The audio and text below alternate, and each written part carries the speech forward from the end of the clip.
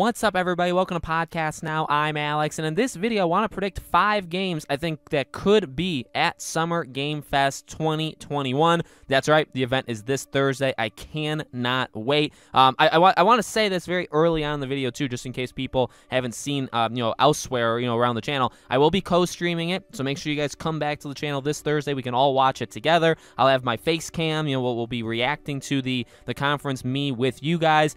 With that being said, it's very important, obviously, firstly, I guess, to subscribe to this channel, bell icon so you know when we go live, and also follow me on Twitter, Podcast Now 15. The link's in the description. I'll even leave it probably as a pinned comment. Very important in terms of scheduling, in terms of when I go live, when I have videos go up for Summer Game Fest, for E3, all of that stuff, okay? We're going to be doing a ton of stuff over the next, week and a half, and I'm very stressed about it. I have a lot of anxiety about it, but I'm very, very excited to get started, and obviously we already kind of have over the last month. Okay, so Summer Game Fest could be a very big thing, could be a very terrible thing. I'm going to do this video, and then we're going to have a video tomorrow talking about as well, maybe even Thursday. I haven't decided yet, but there'll be a couple Summer Game Fest videos out there. Okay.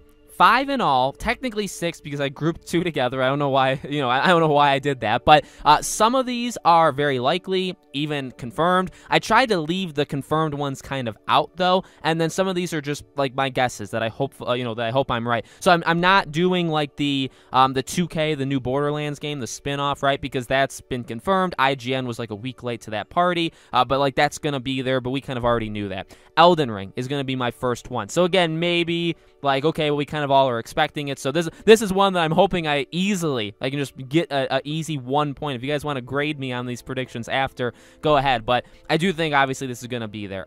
We've heard enough about it. It definitely seems like Geoff Keighley has it. It definitely seems like we're going to get a trailer for it. Now, do we get a release date for it? Probably not. Do we get gameplay for it? Maybe. Bandai Namco is going, and they'll be at E3 next Monday. So like, do you do a double thing? Do you do something at Summer Game Fest, and then a couple days later, you do even more? Probably. I think that's honestly what's going to happen, but it's going to be great. Honestly, I mean, and I do want to hold on to Geoff Keighley's words, especially for some of these bottom ones, like the last couple that I've written down, in that, remember, the theme is that there's going to be new game announcements. Of course, there'll be like the indies and the smaller games, which we'll actually talk about, but there's also going to be like long-awaited updates to games. I don't know if that's the exact quote he gave, but it's pretty close, okay? So that Elden Ring is probably the first, like when he says that, Elden Ring should be the first thing everybody thinks of. Long-awaited updates for like games that have been known for a while. That's definitely one of them. You could say Hogwarts Legacy. I didn't put that in this list,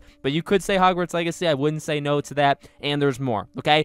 Number 2, and this is the combined one, 12 minutes, as well as Kina, Bridge of Spirits, formerly that I would call it Kena because it's just easier. Now, these are 2 games. I think there's like 5 in all, or maybe 4, that is part of like the film festival, Sundance or Cannes or whatever it is. I honestly don't care all that much about the festival. Actually, I don't care at all.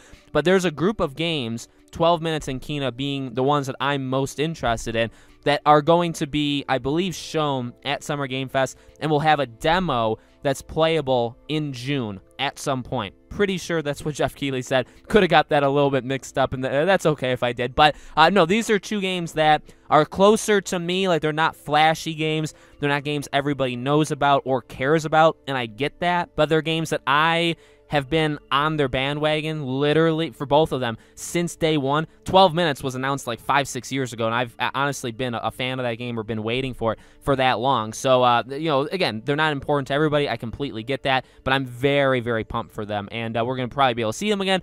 Kina, sorry, see, look at that. We already have a release date. It's in August. 12 minutes, we don't, so I would like to get a release date for that as well, and I would expect that at Summer Game Fest. Okay, last 3 are definitely long shots, and I hope that I get at least one of them right, and I would love to get one of them right. Lego Star Wars is my 3rd one. Again, this is these next 2, actually, this one and the next one, are taking the theme of long-awaited updates. So I don't think it has to just mean Elden Ring when he says that. I mean, again, you look at Hogwarts Legacy, Legacy. You could look at Gotham Knights. To me, Hogwarts Legacy is one that kind of stands out just because DC fandom with Gotham Knights and all that stuff. But I'm trying to go Warner Bros. Here. And, Lego Star Wars, come on. Come on. We need...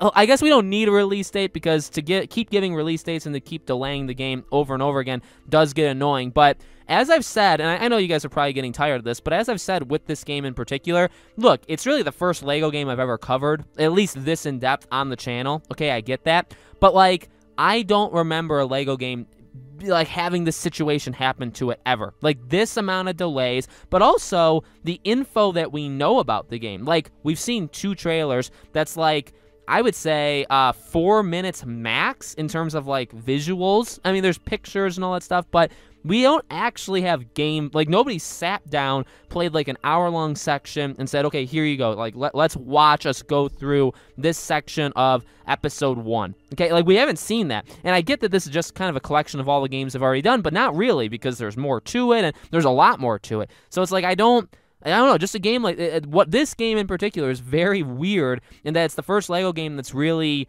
done this, at least in my, I don't know. I mean, you guys will have to let me know, I guess, but I'm very disappointed in it, to be flat out honest. I mean, I can't wait for it. I can't wait to buy it, but they've handled it horribly overall, so I really hope this is another game where it's like, okay, we haven't seen almost anything of it ever, and we haven't seen anything about it recently, so please, Geoff, please, answer our prayers and give us this game. Okay, second to last, Wolf Among Us 2, another one that's, again, the long-awaited thing. Now, this one, I think, has more ground, only because, and maybe, I mean, not compared to Lego, just I think just in general. Like, this one, I would say, out of all the ones you could come up with, would probably be in, like, that top tier for a couple of reasons. Number one, it does, again, fit that description, okay? It's been a year and a half, I believe. It's been a full year and a half since we last saw the game. And number two, we know they have ties. Telltale has ties to Geoff Keighley. Remember, the game's re-announcement, because it was being made, then it was shut down when Telltale shut down, then it restarted, but they started from scratch, okay?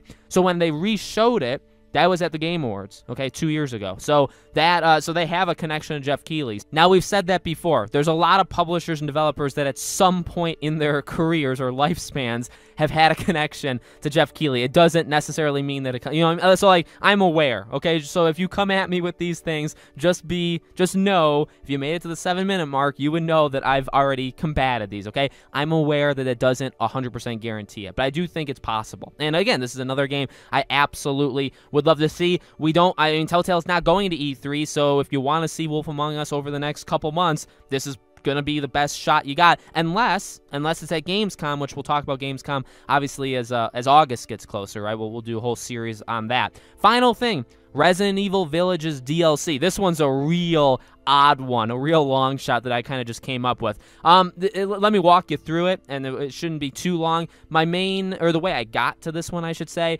was pretty much, Geoff Keighley, he loves games. It's one of the main reasons I respect the guy. He actually, unlike gaming journalists, he actually respects games and actually plays them, right?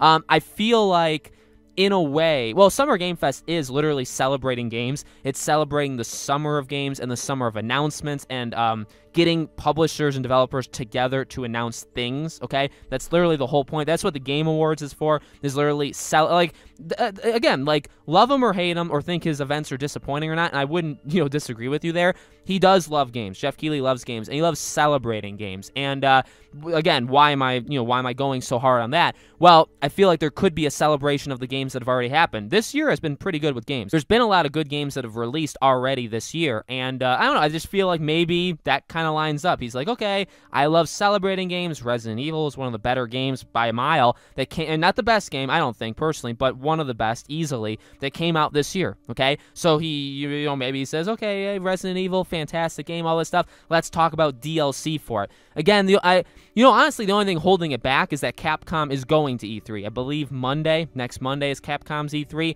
so they could show it there. They could show Outrage there or / Revelations 3, right? They could do their own show. It depends on, and we'll talk about this over either tomorrow's video or maybe Thursday's video, depends on how much Geoff Keighley's going to, double dip. Is he going to show a lot of things that will also appear at E3, or will he do a little? Right now, a lot of the things we kind of have confirmed, like that the Borderlands game, like that'll be at E3 as well, right?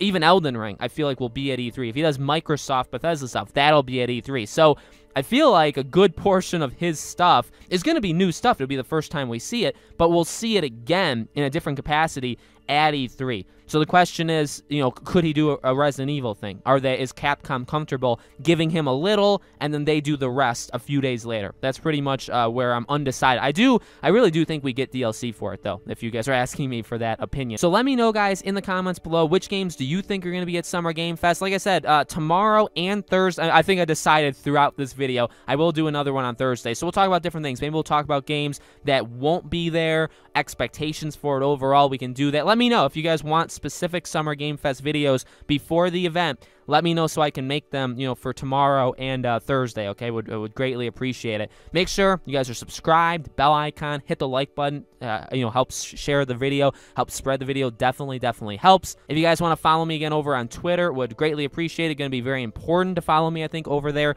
over the next week or two. Podcast Now 15, links in the description, and probably the pinned comment as well, okay? Thank you for watching, guys, and I hope to see you all on the next video.